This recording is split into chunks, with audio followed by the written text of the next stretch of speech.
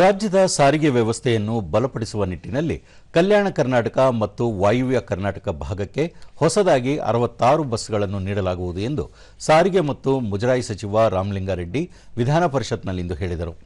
ಸದಸ್ಯರ ಪ್ರಶ್ನೆಗೆ ಉತ್ತರಿಸಿದ ಸಚಿವರು 2019 ರಿಂದ 2023 ರವರೆಗೆ ಅಧಿಕಾರದಲ್ಲಿದ್ದ ಹಿಂದಿನ ಸರ್ಕಾರ ಒಂದೇ ಒಂದು ಹೊಸ ಬಸ್ ಅನ್ನು ಖರೀದಿಸಿಲ್ಲ.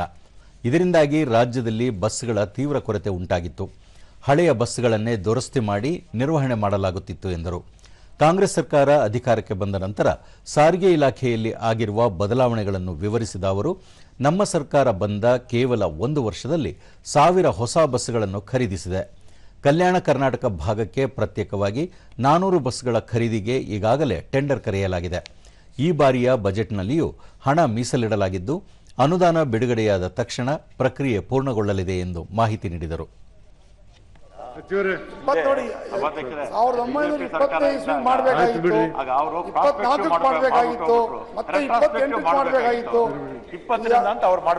ಈಗ ಕೇವಲ 3 ಆದ್ರೂ ಕೂಡ ಬಾಕಿ ನೀವು ಕೊಟ್ರೆ ಹಾಗೆ ಆದ್ರೂ ಕೂಡ ಒಂದೇ ವರ್ಷ ಡಿಲೇ ಕೊಟ್ಬಿಡಿ ಸರ್.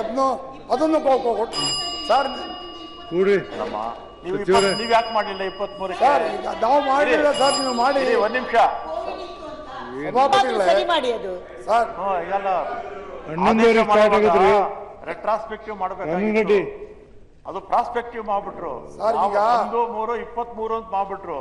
ಆಗ್ಲೇ 21 ಜಾರಿ ಮಾಡ್ಬಿಟ್ಟಿದ್ರೆ ಸಮಸ್ಯೆನೇ ಇರ್ತಿರ್ಲಿಲ್ಲ.